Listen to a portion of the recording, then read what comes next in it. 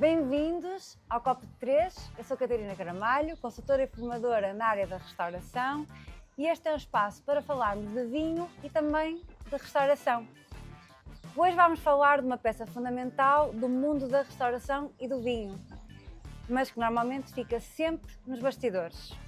Quando pensamos numa boa garrafeira num restaurante, pensamos no chefe, no sommelier, no produtor, mas raramente pensamos em quem faz ponte entre todos eles. O convidado de hoje é o Hugo Magalhães, proprietário da Casa da Vila, uma distribuidora que trabalha diariamente para ligar produtores, restaurantes e clientes e que conhece muito bem o ritmo, os desafios e também as mudanças do setor da restauração. Bem-vindo, Hugo. Obrigado, Catarina. Obrigado pelo convite. Obrigada eu por ter aceito este convite e por permitir esta conversa num espaço tão bonito que é a Casa Herédio, aqui em Amarante. Portanto, podem ver este episódio no YouTube em imagem. Eu gostava muito de saber como é que o vinho entrou na tua vida, como é que a Casa da Vila entrou na tua vida, qual foi o percurso até chegar a esta distribuidora. Olha, o vinho entrou na minha vida pela cultura, não é? Pela paisagem. Eu nasci a poucos quilómetros daqui, bem, a uns 15 quilómetros daqui. Os meus pais não têm ligação direta, nem a minha família tem ligação direta ao vinho, mas a paisagem do vinho esteve sempre muito presente e por isso, desde miúdo, participei nas vindimas, não é? Era quase um trabalho obrigatório para qualquer miúdo na década de 80 e 90 e por isso o vinho esteve sempre bastante presente, fazia parte da cultura na qual eu cresci. Eu lembro-me perfeitamente de, numa das primeiras visitas da escola primária, de ter ido ao Douro. E fiquei maravilhado, não é? Eu nunca tinha ido ao Douro e por isso fui lá a primeira vez com 7 anos ou 8 anos numa visita da escola e aquela imagem daquela paisagem do vinho ficou-me marcada de uma forma que nunca mais desapareceu. Uau! Tanto que uma das coisas que eu mais gostava de viajar mentalmente quando estava na escola primária era olhar para o mapa de Portugal, que existia em todas as salas, não é? Uhum. E às vezes tínhamos que fazer uma composição sobre as nossas férias, etc. E eu criei quase o meu espaço mágico, não é? Quase um espaço de viagem idílico, que era uma aldeia no Douro, ou seja, hoje sei onde é que é, já lá fui ver depois disso, que é muito perto de Foscoa, e eu olhava para o mapa e pensava, bem, eu quando for grande, eu quero ter uma casa neste sítio. Especificamente naquele sítiozinho no mapa, não é? Olha, e é giro que a primeira viagem que fiz sozinho, que foi uma viagem de moto com 16 anos, o primeiro destino Super jovem. foi aí, não é? E os meus pais, longe de imaginar que eu estava a fazer uma viagem sozinho, não é? Eu disse que fui em grupo, mas não, fui fazer uma viagem sozinho. A primeira viagem sozinho foi para o Douro e a primeira etapa foi Foscoa, porque eu queria exatamente ir àquele sítio que eu imaginava que podia ser um sítio que podia ser feliz. Por isso, eu nunca imaginei trabalhar com o vinho, nunca, mas o vinho fez sempre parte do caminho e fez sempre parte do meu imaginário, não é? De um imaginário de conforto, de qualidade, daquilo que é Portugalidade, daquilo que é ser português, não é? Eu, durante muitos anos vivi em Lisboa e é uma cidade que a mim me toca muito, mas as raízes sempre foram muito importantes para mim. E mesmo em Lisboa, longe de imaginar que ia trabalhar no vinho, o vinho do Porto, por exemplo, e o vinho do Douro, eram uma espécie de embaixadores da minha terra, não é? Por isso, se eu fosse a casa de um amigo meu, de um amigo em Lisboa, levava sempre uma garrafa ou de vinho do Porto ou uma garrafa de vinho do Douro, não é? Que era aquilo que eu identificava como sendo as minhas raízes. Ok, orgulho nas tuas raízes. Acho que as raízes sem dúvida, não é? são tão importantes, as nossas raízes são parte de nós, definem-nos também enquanto pessoas, não é? Sem dúvida. Agora, nunca imaginei que um dia eu ia trabalhar no mundo dos vinhos.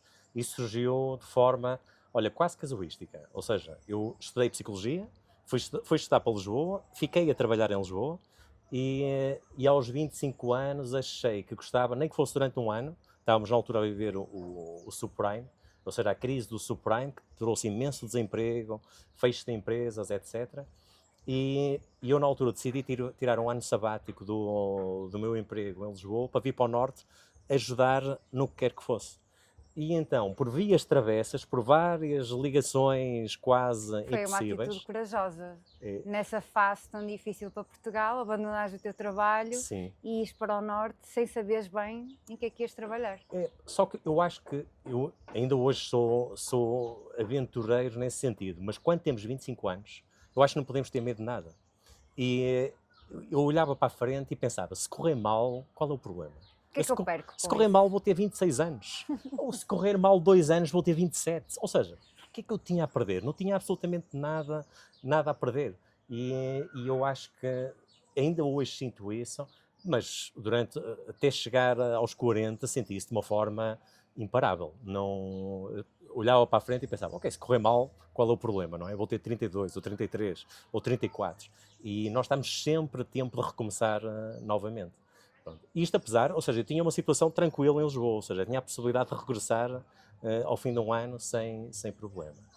Mas o que depois aconteceu é, eu descobri aqui em Amarante uma empresa que estava em situação de falência e era preciso, a Repsol contratou-me para fechar essa empresa e despedir o único funcionário que essa empresa tinha.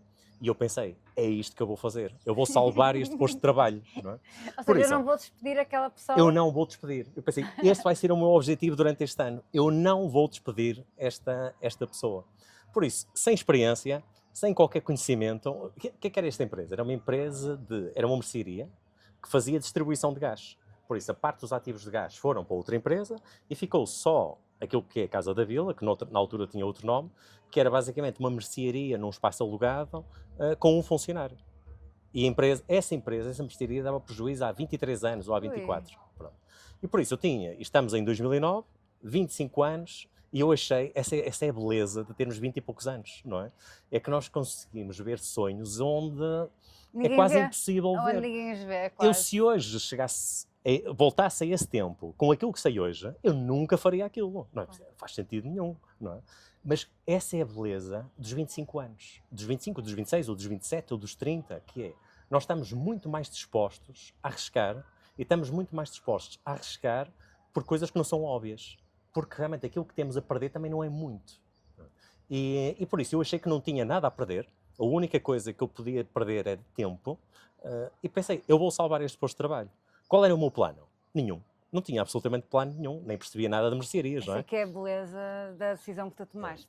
E aquilo que eu pensei foi, ok, eu vou trabalhar à noite noutra coisa, e por isso eu, como tinha já dado formação em Lisboa, pensei, vou dar formação à noite, pago as minhas contas pessoais com isso, e durante o dia vou dar o meu tempo de borla a esta empresa, e eu acredito que só com mais um funcionário vai haver mais dinheiro na empresa e a empresa vai ser capaz de pagar as contas. Pronto. Isto é completamente idílico, porque, só para termos noção da realidade da empresa, a empresa na altura tinha 500 euros em caixa, tínhamos ativos de 4.500 euros ou 5.000 e tínhamos dívidas de 60.000.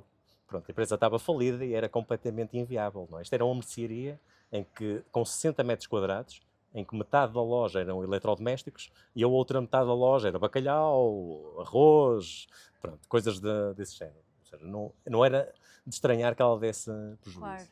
Então, e como é que entra o vinho aqui no meio disto? Exatamente. Eu comecei a tentar perceber o negócio e a tentar perceber o que é que eu posso fazer para mudar e que cumpra alguns requisitos. Os requisitos eram, não pode ser nada que precise de muito dinheiro, não pode ser nada que não acrescente valor, ou seja, tem que ser alguma coisa com valor acrescentado, mas que eu consiga colocar aqui com pouco capital, porque o capital era pouco, não é? Obviamente, tive de falar com as pessoas a quem devíamos dinheiro, pedir para darem tempo, pronto, coisas desse género. E, entretanto, ou seja, a 2 km de onde nós estamos, passa uma ponte de autoestrada, a ponte da A4, que na altura ainda não existia o túnel de Marão, mas esta ponte já era, obviamente, a ligação do Porto para o Douro. E eu olhei para a ponte e pensei, eu não sei se vai ser daqui a 1 ano, ou se vai ser daqui a 3, ou se vai ser daqui a 10. Mas um dia haverão de chegar certamente muitos turistas ao aeroporto de Sá Carneiro para irem ao Douro. E as pessoas vão passar nesta ponte. E há muita gente que de certeza que vai parar, como nós estamos a 45 minutos do Porto, por isso a meio da viagem para o Douro, fazia-me sentido que muita gente um dia parasse em Amarante para fazer uma paragem. E eu pensei, essas pessoas muito provavelmente vão poder comprar ou vão querer comprar vinhos, seja na ida para o Douro ou seja no regresso do Douro. E comecei a achar que podia ser uma boa oportunidade investir na área dos vinhos. Por isso, foi uma intuição. Uau, em plena crise, poder ter essa visão. Que acabou por começar a bater certo. Ou seja, demorou, obviamente, Mas quando aconteceu a Primavera Árabe, eu já não sei quando é que foram os problemas na Tunísia, mas talvez 2012, mais ou menos, isso aconteceu, ou seja, nós começamos a ter muito mais turismo e principalmente a partir do momento em que aconteceu a Primavera Árabe, começaram a aparecer milhares de turistas em carros, ou seja, que alugavam carros no aeroporto de Sá Carneiro e vinham passear para Amarante, para o Douro, para Vila Real, para Bragança. E obviamente isso começou a trazer muito movimento à cidade. Quando esse movimento começou a acontecer, ou um bocadinho ainda antes disso, eu comecei a pensar como é que eu faço esta empresa crescer. Não é? Esta empresa, entre aspas, não é? Ou seja, é uma mercearia. E como é que eu faço isto crescer? Mais uma vez, como é que eu, sem dinheiro, faço este negócio crescer? Eu olhei para o Porto e pensei, nós não temos capacidade para competir no Porto. Não temos escala, não temos conhecimento, não temos nada. Eu acho que o vinho tem futuro. Eu acho que o vinho vai crescer. Mas eu não tenho capacidade para competir no Porto. Então pensei, eu vou competir no interior, que é onde não há nada. Obviamente que o mercado era muito mais pequeno, mas aquilo que começamos a fazer foi começar a fazer uma pequena distribuição nos restaurantes locais de Amarante para dentro, para o Douro.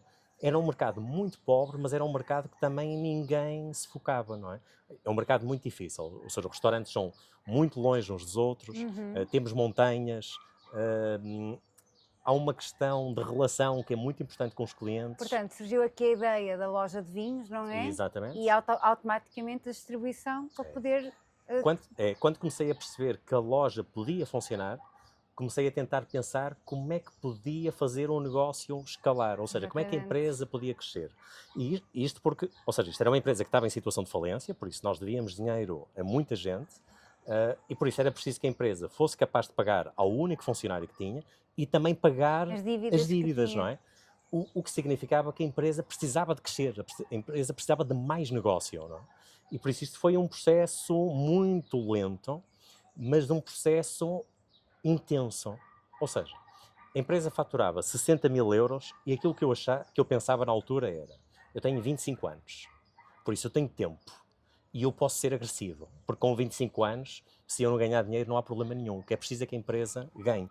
Eu vou ter tempo para eu ganhar alguma coisa. Por isso o que é preciso é que a empresa cresça. E por isso eu sabia que podia ser agressivo no mercado. E por isso tinha 25 anos, mais uma vez, podia trabalhar muitas horas, tinha muita energia suficiente para ter outros trabalhos. Exatamente. Por isso eu não precisava tirar dinheiro da empresa. Por isso aquilo que eu comecei a fazer foi, eu tenho que fazer a empresa crescer, para ela pagar os custos, pagar as dívidas que vêm de trás, nós pagamos a 100%, e fazer um negócio crescer. Estamos a falar de uma empresa que não tinha sequer um computador, não é? Aliás, eu chego em 2009 e o primeiro computador que compramos foi em 2012. Por isso, até 2012 nós passávamos as faturas à mão. Tudo manualmente. Imagina, o primeiro carro que nós compramos foi em 2010 ou 2011 e foi numa falência. Ou seja, compramos uma carrinha por 500 euros, numa falência, que sempre que fazíamos mais de 100 km a carrinha variava. Mas isto era literal, a carrinha variava sempre que fazíamos mais de 100 km. Compraram o que puderam na altura com as verbas que tinham, sim, não é? Sim, foi. Mas foi, hoje em foi dia muito giro. Dá orgulho olhar para esse percurso. Sim, e diverti-me imenso. Obviamente que trabalhei desalmadamente, não é? Pronto. E do ponto de vista financeiro, até é difícil explicar a lógica, porque não há grande lógica, não é? Eu ainda há bocadinho partilhava contigo, eu cheguei aqui em 2009 e acho que a primeira vez que tirei 1 euro da empresa para mim, um salário, eu penso que foi em 2019. 10 anos depois. Foram 10 anos em que eu trabalhei noutras coisas para que a empresa crescesse mais depressa, não é? Isso porque acreditavas, começaste a acreditar no projeto, ganhaste a parte, ou seja, o carinho pelo projeto. Sim, sem dúvida. Obviamente que começou a haver aí também alguma emoção para aguentar estes 10 anos. Sim, ou seja, até conseguires o primeiro salário. Sim, este projeto para mim sempre foi um projeto político. Ou seja, político não no sentido partidário, mas no sentido de uma visão de vida. Ou seja, já que a empresa estava falida, eu podia fazer o que quisesse. Era essa a minha filosofia. Não havia nada a perder. Não havia absolutamente nada a perder. E por isso, eu coloquei para mim próprio 2 regras, quando cheguei aqui em 2009. Primeira regra, eu vou salvar esta empresa sem pôr 1 euro. Por isso, eu não vou colocar 1 euro aqui e esta empresa vai se salvar. Essa foi a primeira regra que eu pus que tinha que acontecer. A segunda regra que eu coloquei foi, eu não me interessa com aquilo que é a teoria da gestão, normal, eu vou gerir esta empresa como aquilo que eu acho que eu gostava que uma empresa fosse gerida. Por isso, vou dar um exemplo. A nossa massa salarial cresceu por funcionário, desde que eu cheguei em 2009 até o ano passado, cresceu em média 9,6% ao ano. Isto quando nós temos tido uma inflação, ou seja, nós ali no período da Troika e pós-Troika, tivemos inflações de zero, basicamente.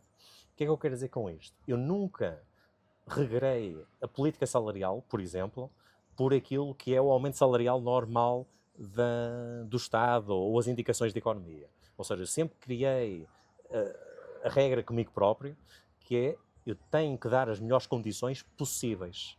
E por isso, se a empresa conseguir dar mais, a empresa deve dar mais. Ou seja, é uma visão política neste sentido. Para mim, uma empresa só faz sentido se todas as partes envolvidas tiverem sucesso. E o que é que são as partes envolvidas? São os fornecedores. Para mim não faz sentido um fornecedor que eu esmago. O fornecedor tem que ter sucesso. O fornecedor tem que ganhar dinheiro. Eu só posso estar feliz na minha empresa se os meus fornecedores também estiverem satisfeitos com o negócio que fazem comigo.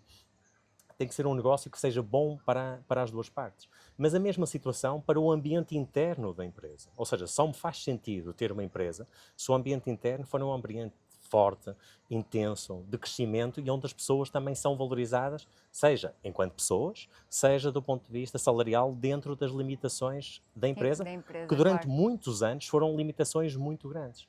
A mesma coisa em relação à comunidade em que nós estamos inseridos. Ou seja, uma empresa é um órgão vivo da comunidade e por isso ela deve ser ativa nessa comunidade. Por isso ela deve ajudar as comunidades locais, ela deve ajudar as escolas, deve ajudar as instituições locais para que o sucesso que ela tenha no seu mercado seja extensível à comunidade em que ela está inserida. Dou-te um exemplo daquilo que para mim é uma visão política. Não faz sentido nenhum a empresa estar em Amarante. Ou seja, esta empresa fazia muito mais sentido estar no Grande Porto, por exemplo. Mas eu acho que é bonito ter o desafio de criar uma empresa que seja bem sucedida nesta área e que tente criar trabalho, ou seja, tente criar riqueza onde se calhar era menos óbvio. Claro. E mais difícil também. Mais difícil, não é? Eu, por exemplo, há uns anos coloquei um desafio dentro da empresa que foi: nós temos que ter a capacidade de pagar salários dentro da empresa, por exemplo, a quem é de Amarante, temos que pagar salários aqui equivalentes aos que esta função tem em Lisboa. Uau.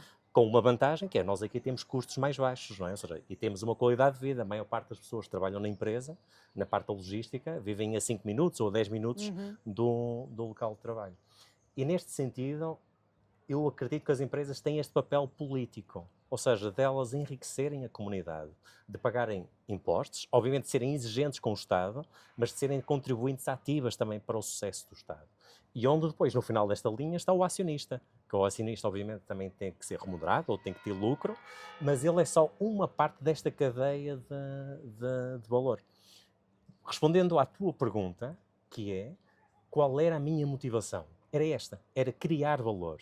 Era um dia que eu saísse daqui, porque, ou seja, um gestor, um líder não pode ser eterno numa função, ou seja, a pessoa não é líder, a pessoa está líder, ou seja, está na função, e deve estar na função enquanto for capaz de acrescentar valor de forma significativa a toda esta cadeia. No dia em que o líder, seja ele quem for, deixar de acrescentar valor a toda esta cadeia, ele tem que sair. Mesmo que seja, como é o meu caso, o único acionista da empresa. Tem que arranjar uma alternativa, ou colocar outra pessoa na função, ou então sair da empresa e arranjar forma de o fazer. Foi um bocadinho aquilo que nós estávamos a falar antes de gravarmos. O líder é o exemplo da empresa, não é? Eu tenho que primar pelo exemplo. Exatamente. Que é para também fazer com que todas as pessoas que estão ao lado, não é? Nem vou dizer abaixo, é ao nosso lado. Exatamente. Caminhem da mesma forma que nós. Sem dúvida. O que é que nunca imaginaste sobre esta área antes de trabalhares nela? Olha, muitas coisas. Ou seja, muitas coisas. Vou tocar aqui em alguns pontos. Por exemplo, há coisas que um dia que eu não esteja a trabalhar nesta área, eu nunca vou esquecer. E uma das mais incríveis é, no início, obviamente, ainda hoje faço um bocadinho de tudo, mas no início tinha que fazer mesmo tudo. E a parte comercial e da logística fui eu que eu comecei no Douro. E eu nunca mais me vou esquecer daqueles 2 ou 3 ou 4 anos em que fiz a parte comercial no Douro, porque era absolutamente incrível. Eu sentia-me um privilegiado. Por isso, eu não tinha salário, estávamos em anos terríveis, que eram os anos da Troika, e é difícil explicar o quão eu me sentia preenchido naquelas quintas ou sextas-feiras que eu ia ao Douro e estava naquela paisagem. Era algo impagável. Eu sentia uma pessoa mais felizarda do mundo a fazer isso. Isto é um exemplo por exemplo, de um trabalho que era o trabalho comercial e de entregas, de Exato. logística. Eu sentia-me um privilegiado a fazer aquilo. Eu ia perguntar se isto também há um trabalho muito humano neste negócio. Essa é outra parte, que é algo que eu também nunca pensei, foi... obviamente eu sabia que o trabalho de restauração, por exemplo, é um trabalho exigente e difícil.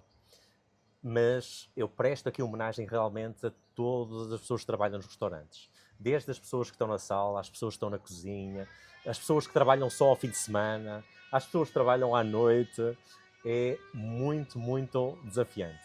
E a resiliência, principalmente naqueles anos da Troika, de negócios que davam prejuízo e que as pessoas que eram negócios familiares insistiam, e hoje são negócios muitos deles de sucesso, mas realmente ver a resiliência daqueles profissionais que, quando nós estamos em casa, eles estão a trabalhar. Ou seja, nós estamos em casa à noite tranquilos e eles estão a trabalhar. Nós estamos nas festas e eles estão a trabalhar para nós. Nós vamos um sábado ou um domingo e queremos estar tranquilos, a relaxar, e eles estão ali a trabalhar connosco, não é? Essa foi uma parte realmente que já respeitava, mas aprendi a admirar ainda mais. Depois, do ponto de vista de gestão, uma empresa, a nossa faturação cresceu, desde esse momento inicial até hoje, cresceu 42 vezes. Uau. O que significa que os nossos processos internos, muitas vezes, ao final de 6 meses, estavam desatualizados. Ou seja, a forma como nós organizávamos o trabalho, muitas vezes, ao final de 6 meses, já não fazia sentido, porque o crescimento que tínhamos tido já não fazia sentido para aquele tipo de organização. E essa também foi uma das coisas mais bonitas e desafiantes de ver acontecer neste processo, que foi o criar cultura e adaptar uma cultura. Crescimento. Em crescimento. Ou seja, estás constantemente a alterar processos, mas ao mesmo tempo criares aquilo que eu acho que é a argamassa de qualquer organização, que é a cultura interna.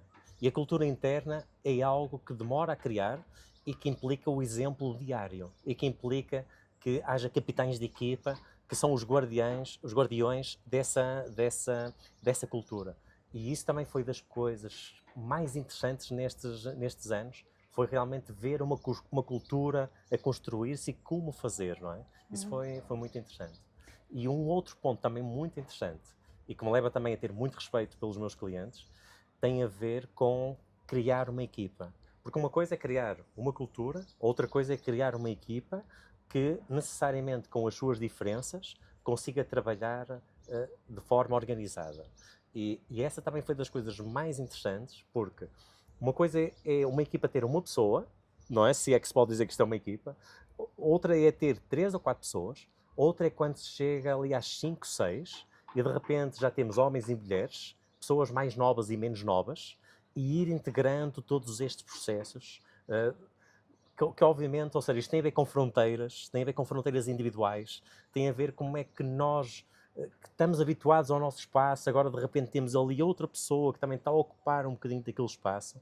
E essa foi uma parte muito interessante também de ver acontecer ao longo destes anos e que me leva a ter muito respeito por clientes nossos que têm 50 funcionários, 80 funcionários, 100 funcionários e que por isso têm um grande desafio entre mãos. Eu gostava que explicasse aqui um bocadinho aos ouvintes qual é o papel de uma distribuidora, portanto, Exato. Da distribuidora Casa da Vila, porque normalmente o que eu sinto é que o cliente não tem noção do percurso que o vinho faz até chegar à restauração e que passa efetivamente por um distribuidor. Exatamente. Ou seja, o setor da restauração em Portugal tem um grande desafio. Nós temos esta cultura do sul da Europa em que temos uma grande capilaridade de restauração espalhada pelo país inteiro. Enquanto nos países nórdicos e da Europa Central há muito menos restaurantes, nos países do sul, como é o caso de Portugal, existe imensa restauração por todo lado. E o desafio dos produtores de vinho é como é que eu, produtor de vinho com uma equipa pequena, consigo que os meus produtos cheguem a estes potenciais clientes. É aqui que entra a parte da distribuição. E logo aqui, eu acho que as empresas de distribuição têm um grande desafio. Elas têm que perceber qual é o seu papel. E o seu papel é ninguém dar por elas. Ou seja, Exato. o seu papel é fazer brilhar o fornecedor e o cliente. Não é nós brilharmos. Eu não preciso que as pessoas saibam o nome da nossa empresa. Uau. Eu quero que as pessoas saibam os nomes dos nossos produtores e dos nossos clientes. Eles é que são os artistas. Eles é que têm que brilhar. Eles é que têm que aparecer na fotografia. Ou seja, eu acho que esse é logo um dos papéis, um papel muito importante da distribuição, é fazer brilhar estes dois palcos, que é o lado da produção destes artistas e é o lado da restauração, que são os nossos clientes. E se eles tiverem sucesso, nós temos sucesso. Claro. Por isso, aquilo que nós temos que fazer, ou seja, aquilo que um distribuidor tem que fazer, tem a ver com 2 pontos principais. Primeiro ponto, fazer com que a cadeia logística funcione. Ou seja, entre que o produtor está descansado naquilo que ele tem que fazer melhor, que é fazer o vinho brilhar, fazer produto de alta qualidade, e nós temos que fazer com que este produto chegue e seja explicado, ou seja, tratar da parte logística até ao cliente. Depois, a outra parte muito importante é nós temos que perceber qual é o grau de desconhecimento entre um lado e o outro. Ou seja, nós precisamos, o distribuidor tem que ajudar o produtor a perceber o que é que o cliente está à procura e o cliente precisa da nossa ajuda para perceber o que é que o produtor está a fazer. E por isso esse é o segundo papel muito importante da distribuição, que é levar formação àquilo que são os nossos clientes, ou seja, ajudar os nossos clientes a compreender os vinhos, a perceber como é que os vinhos se podem encaixar, fazer o emparelhamento com as comidas, perceber as tendências, perceber também o que é que os clientes finais estão à procura. Como é que vocês fazem essa seleção? Como é que vocês escolhem os produtores que fazem parte da vossa empresa? Há muitas filosofias. Mais uma vez, isto tem a ver depois com este tal projeto político, não é? Ou seja, eu acredito em tudo na vida em relações de longo prazo. Ou seja, eu não sou nada fã de equipas de alta rotação, nem sou fã de produtores que entram no portfólio só para estar ali um ano e sair. Ou seja, eu acredito em relações de longo prazo e por isso temos produtores no portfólio há 15 anos, há 14 anos, há 12 anos. E por isso, há 2 pontos muito importantes, que é, eu faço muita pressão para que o nosso portfólio continue curto, ou seja, termos um portfólio conciso e onde os produtos de um produtor não canibalizem os produtos de outro produtor. Okay. Ou seja, voltamos ao primeiro objetivo. Exatamente. Nós temos que fazer o produtor brilhar. E para ele brilhar, ele tem que ter uma luz só dele. Ou seja, é quase como dentro do vosso portfólio não houvesse concorrência. Exatamente. É quase como se isto fosse um palco, nós temos, cada luz está a iluminar só um produtor e aquela luz é só para ele. E por isso nós temos que ser exigentes no sentido de termos um portfólio curto, que é para darmos atenção a esses produtores, porque se for muito grande conseguimos fazer, e depois temos que ser muito exigentes e muito analíticos no sentido de este produtor, por muito bom que seja, ele é muito parecido com o outro produtor, não faz sentido estar no nosso portfólio. Porquê? Porque nós queremos que todos eles brilhem e queremos que todos eles tenham sucesso.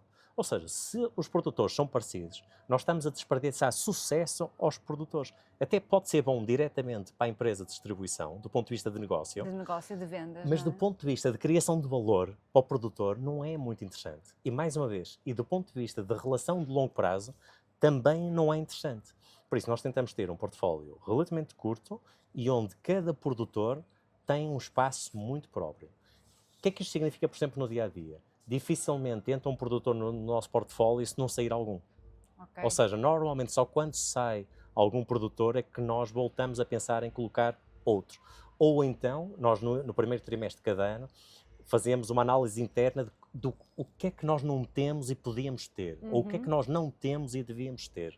E em função desse levantamento de necessidades, vamos à procura de produtores que possam cumprir esse papel. E fazem ou seja, vocês pensam nisso, não é? O que é que nós podemos ter e, por exemplo, fazem uma avaliação do tipo de consumidor, quais são as tendências do momento? Sim, sem dúvida alguma. Ou seja, tentamos avaliar se há atração para aquele produto, ou seja, se há procura para aquele produto.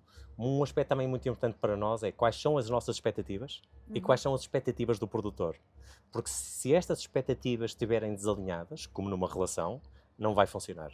Ou seja, é muito importante que aquilo que são as expectativas das duas partes possam estar alinhadas. E depois, a equipa toda provar os vinhos. Ou seja, por exemplo, é impensável, se eu gostar muito de um produtor, é impensável que esse produtor só por si entre. Porque a minha voz não é mais importante do que toda a equipa. Que interessante. Então pedes opinião à tua equipa toda, Exatamente. que vai estar também no terreno, para dar uma opinião sobre esses vinhos. Sem dúvida. Um exemplo muito prático. Se eu achar que este produtor é uma grande mais-valia para nós e eu gosto muito dos vinhos, mas a equipa, ou a maior parte da equipa, acha que não, Porque podes estar a jogar o teu gosto pessoal, por exemplo. a decisão é não entre. A minha opinião aqui não é a mais relevante longe disso. Aliás, a equipa já provou muitas vezes que eu estou enganado. Ou seja, já muitas vezes eu não estava muito convencido com a entrada de um produtor e por isso o meu voto era contra, mas a maioria votava a favor que o produtor devia entrar. E quando assim é, o produtor entra e eles provaram, na prática, tinham toda a razão. Ou seja, são hoje produtores que têm um sucesso enorme dentro do nosso portfólio e que eu nunca imaginei quando foi colocado em cima da mesa essa discussão. E isto é um processo aberto, muito aberto com o produtor. Ou seja, isto é um processo que passa por várias fases e o produtor vai acompanhando estas fases todas, não é? Obviamente, imagina um produtor que não está disposto a passar este crivo. Pronto, é um produtor com quem não vamos trabalhar. E por isso o processo de seleção é assim um processo um bocadinho caricato, mas que passa... Mas isso acaba por ser também um bom exemplo de liderança. Nós cá ao almoço falamos muito de liderança, porque estás a colocar a tua equipa a tomar uma decisão juntamente contigo. Sim, isso é fundamental. Ou seja, é fundamental no meu projeto. Sim, Ou seja, é fundamental. Há um líder e o líder sou eu. Ou seja, há alguém que está na liderança e essa pessoa sou eu. E eu assumo a responsabilidade de tudo. Principalmente de tudo que correr mal, eu assumo a responsabilidade. Mas o processo de decisão é um processo coletivo. Ou seja, é um processo discutido e onde toda a gente pode dar a sua opinião e onde, de forma horizontal, todas as opiniões vão ser ouvidas e vão ser tomadas em conta para a tomada de decisão. Nos últimos 10 anos, o quão mudou o perfil de cliente e de consumidor? Imenso. Nos últimos 10 anos? Imenso. Olha, aliás, quase que poderíamos dizer nos últimos 5, concordas? Sim, sem dúvida. Ou seja, há uma tendência que vem já de mais ou menos há 10 anos atrás, que é um crescimento muito grande do consumo de vinhos brancos. E isto tem a ver também com o vinho tornou-se mais urbano. Ou seja, nós hoje temos menos consumo de vinho, mas temos um consumo mais urbano. Ou seja, temos pessoas jovens, mais diferenciadas, com mais mundo, que consomem menos que as gerações anteriores, mas consomem de forma mais criteriosa, querem mais experiências, querem vinhos mais diferenciados e estão dispostos a pagar mais por esses vinhos. Isto é uma enorme transformação no setor. E isto levou, por exemplo, a que nos últimos 5 anos começasse a haver um mercado crescente para tendências que nós nem vislumbrávamos há 10 anos atrás. Por exemplo, para os vinhos naturais, para os vinhos biodinâmicos, para os vinhos sem álcool, não é? Tudo isso são tendências que estão a ganhar alguma tração no mercado. E achas que essas tendências vieram para ficar? Elas são flutuantes. E são flutuantes também de acordo com a região do país. Por exemplo, a região de Braga, de Barcelos, tem um consumo diferente da região do Porto. O Porto tem um consumo muito diferente do interior norte. O Porto tem um consumo muito diferente de Lisboa. Ou seja, esse é um grande desafio de uma empresa de distribuição, que é perceber que ela tem que se adaptar e tem que ter respostas diferentes consoante a área onde ela está a funcionar. Ou seja, cada cliente é um cliente, mas também cada região é uma região. Isso é muito visível nos nossos números. E por isso, diz-nos a experiência que estas tendências são flutuantes. Agora, há algo que eu acho que não é uma tendência que veio para mudar, que é, há menos consumo, mas de mais qualidade, é um consumo menos agarrado a marcas e mais agarrado a experiências. E por isso isto é um grande desafio para os produtores, para os distribuidores e para a restauração. Ou seja, todos nós temos que ser muito mais flexíveis e temos que ser muito mais adaptáveis. As respostas que qualquer um de nós produtores, distribuidores e restaurante, antigamente definíamos que eram as nossas respostas estruturadas para 3, 4, 5 anos, acabaram. Ou seja, tudo nós temos que estar muito abertos àquilo que o mercado está a pedir. Aliás, Mais nós, atentos também, sem não dúvida, é? nós estamos aqui no restaurante, que é a Casa Herédia, que é um excelente exemplo disso. Esta casa tem 6 anos, neste momento, eu penso que faz agora, tem em maio, 6 anos de idade, e esta casa, que teve sempre muito sucesso desde o início, já teve várias fases. E de 3 em 3 meses, ou 4 em 4 meses, as proprietárias fazem adaptações à carta. Seja à carta de vinhos, seja às comidas. E podiam até ficar no conforto, mas não o fazem porque estão sempre a tentar adaptar, por um lado, àquilo que são as tendências, mas também àquilo que elas acham que pode ser uma mais-valia, que às vezes até nem é óbvio, mas que elas querem experimentar. E por isso, eu acho que isto veio para ficar. Sentes que falta isso noutros restaurantes? Eu- Esta questão do melhorar, do tentar. sim. Eu acho que nós temos aqui um choque cultural, que é, nós passamos de um país pré-troika, não é? 2007, 2008, 2009, bastante conservador, mais rígido, de restaurantes que tinham uma forma de trabalhar há muitos anos atrás, para um país que de repente tem diariamente 1,5 a 2 milhões de estrangeiros dentro do país, dos quais 200 a 300 mil são residentes diferenciados. Ou seja, nós temos 1 milhão neste momento de residentes estrangeiros em Portugal, dos quais 200 a 300 mil são de alto valor aquisitivo. E isto revolucionou o consumo na restauração. Isto foi rapidíssimo. Isto aconteceu em 15 anos, ou principalmente nos últimos 10 anos. E neste sentido, é difícil adaptar os investimentos a uma mudança tão rápida. E por isso nós temos aqui uma mudança cultural que obviamente a restauração está a sentir algumas dificuldades, mas que eu estou convencido, há uma geração nova de pessoas, não é, que estão agora a chegar às lideranças, Sim. com 30 anos, com 40 anos, com 20 e muitos anos, e que já têm um olhar com muito mais mundo, com muito mais experiência, e por isso eu estou muito confiante que nós vamos ser capazes de fazer essa adaptação. O que é que gostavas de ver diferente na restauração em geral?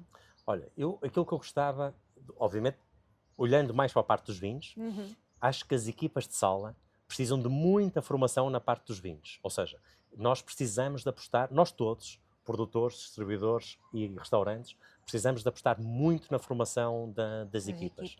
Porque o vinho não é só um produto. Ou seja, é toda uma história, é toda uma experiência. Há todo um lado cénico e narrativo que é fundamental no vinho. Há todo um lado de cultura milenar que está naquilo que é um produto. Mas isso é conhecimento. E por isso é preciso muita formação em toda a cadeia para nós conseguirmos que esse valor passe para o cliente final. Porque se nós conseguirmos dar mais formação e ter mais conhecimento, nós vamos conseguir cobrar mais pelos produtos. Exatamente. Ou seja, vamos conseguir vender melhor. Não é? Ou seja, e isso vai trazer mais valor para toda a cadeia. Vamos ter restaurantes com mais lucrativos, vamos ter os distribuidores com melhor negócio e vamos ter os produtores a venderem também melhores produtos. Por isso, eu não estou particularmente preocupado com a diminuição do consumo, acho que isso é natural e acho que é saudável. Preocupa-me mais a questão do conhecimento. Ou seja, nós vivemos num mundo muito acelerado e conhecimento é parar. Não é? Ou seja, nós para aprender precisamos de parar, precisamos de nos ouvirmos, precisamos de falar. E por isso preocupa-me mais esse aspecto. Ou seja, acho que nós, enquanto líderes, precisamos de perceber que o nosso setor tem que abrandar um bocadinho o ritmo para dar mais conhecimento a quem está na sala neste momento. Sem dúvida, concordo plenamente. Eu gostava de saber uma coisa que o vinho te ensinou sobre pessoas. Olha, o vinho, há uma coisa que me ensinou, que é, o vinho ajuda muito, quando consumido de forma saudável, o vinho ajuda muito a mostrar o nosso melhor lado. Ajuda a libertar-nos, no bom sentido da palavra. Ou seja, aproxima-nos, faz-nos sorrir mais. Desbloqueia conversas, sem dúvida. Isso, ou seja, era algo que eu já tinha a experiência enquanto consumidor, mas agora, enquanto participante ativo do setor, vejo que realmente o vinho tem essa parte incrível. E depois, no vinho, tu encontras, mais uma vez como aqui hoje nesta casa, encontras pessoas que abraçam o setor da restauração e da produção de vinhos porque são apaixonadas pelo setor. Ou seja, em que o lucro ou o negócio vem depois. Elas aproximaram-se por causa do vinho ou por causa da restauração. E o vinho realmente mostrou-me essa maravilha, porque em geral essas pessoas são pessoas incrivelmente bem intencionadas, ou seja, que querem realmente acrescentar um valor positivo à sociedade. Obviamente que eu não posso estar, não posso, a minha carreira não vai sempre ser líder de uma empresa de distribuição, terei que passar a pasta mais tarde ou mais cedo a outra pessoa, mas essa é realmente uma das coisas que eu vou ficar deste setor, que é a beleza das relações que se constroem aqui. É, sem dúvida alguma. É verdade. O que é que ainda gostavas de conquistar na Casa da Vila? Muita coisa, muitos objetivos. Um aspecto muito importante é permanecermos com fome, no bom sentido da palavra. Ou seja, mantermos ambiciosos, no sentido de acrescentar valor, sempre a querer fazer brilhar os produtores e os nossos clientes. Eles é que têm que brilhar. São os valores da empresa. Porque isso realmente é a nossa forma de ver o mundo e de ver esta área de negócio. Mas sem dúvida que temos muitos projetos ainda de transformação e acredito que os próximos 5 anos vão ser muito giros. Aliás, vão haver algumas novidades nas próximas semanas, mas que é uma grande mudança estrutural dentro da empresa, que está a ser negociada já há largos meses e que vai ser também vai ser uma mudança muito curiosa dentro daquilo que é a nossa organização e que nos vai levar, acredito, a dobrar ou a triplicar a faturação nos próximos anos. E por isso ainda temos muita coisa para fazer. Que bom. Acho que este lado da ambição é sempre muito importante estar presente, não é? Porque faz-nos querer sempre fazer mais e, acima de tudo, melhor. Sem dúvida. Mais uma vez, eu acho que quem está na liderança, seja de que projeto for, tem que ter essa ambição. Não é uma ambição desmedida pessoal, mas uma ambição realmente de acrescentar valor para todos os nossos parceiros. Ou seja, sejam eles os fornecedores, sejam eles os colaboradores da empresa, sejam os nossos produtores, sejam os clientes. Ou seja, se nós conseguirmos acrescentar valor interno, nós vamos conseguir acrescentar valor a toda a cadeia, que é essa a nossa ambição. Sem dúvida, conversa boa. Esta conversa está a chegar ao fim. Por hábito, eu costumo dar aqui 2 perguntas que tu vais escolher de um lado mais pessoal, para os ouvintes ficarem a conhecer um bocadinho melhor. Portanto, vais escolher aqui um papelzinho. Ora então, vamos à primeira. Lês e respondes. Ora, um jantar inesquecível. Foram muitos jantares inesquecíveis, mas pensando até onde estamos, e eu penso que se vê nas imagens, ou seja, a Casa da Calçada está atrás de nós. Sim, nós estamos a gravar no exterior e é normal que se ouça assim uns barulhos de fundo. Exatamente. Mas este espaço é fantástico e seria obrigatório gravarmos aqui. Sem dúvida. E por isso nós temos a Casa da Calçada atrás de nós e eu nunca mais esqueço um jantar de teste, ou seja, em que nós queríamos fazer, nós e um produtor de vinho do Porto, juntamente com o chefe Vitor Matos, estava o chefe Vitor Matos aqui na Casa da Calçada, queríamos fazer harmonizações para um jantar vinho que ia acontecer. E um dos pratos ia ser com o vinho do Porto. Só que essa harmonização, que foi logo de início, correu tão bem, que nós fizemos as harmonizações todas com vinho do Porto. E por isso preparou-se aqui um jantar que aconteceu um mês depois, em que foi um jantar com vários pratos, todos harmonizados com vinho do Porto, mas esse jantar de preparação estava uma noite horrível, de chuva torrencial, isto deve ter sido em 2014 ou 2015, por isso o país também estava numa fase difícil. Foi um jantar incrível, inesquecível, não é? E ainda no outro dia encontrei uma das pessoas que esteve nesse jantar e relembramos que realmente foi um jantar inesquecível. Vamos agora para o segundo papelzinho. Ora. Eu ajudo. Então, segunda questão. Um sonho por realizar. Olha, um sonho que eu ainda aqui gostava de realizar era na minha fase de saída. Eu acho que só posso dizer que tive sucesso neste setor se a empresa ficar muito melhor quando eu sair. E eu gostava muito de ver isso acontecer. Ou seja, isso é um sonho que eu tenho, que é não deixar as coisas bem mas principalmente quando eu olhar 1 ou 2 ou 3 anos após a minha saída, a empresa estar muito melhor do que aquilo que eu a deixei. Ou seja, termos aquilo que no vinho também é o sucesso, que é haver continuidade, haver Sim. continuação. Era uma coisa que eu gostava, porque eu cheguei aqui em 2009, a empresa estava em situação de insolvência, mas esta empresa nasceu no 7 de junho de 1967. Por isso, eu quando aqui cheguei, esta empresa já tinha 42 anos. E acho que é muito bonito esta empresa ter continuado, não ter ido à falência, e acho que era muito bonito ela também continuar.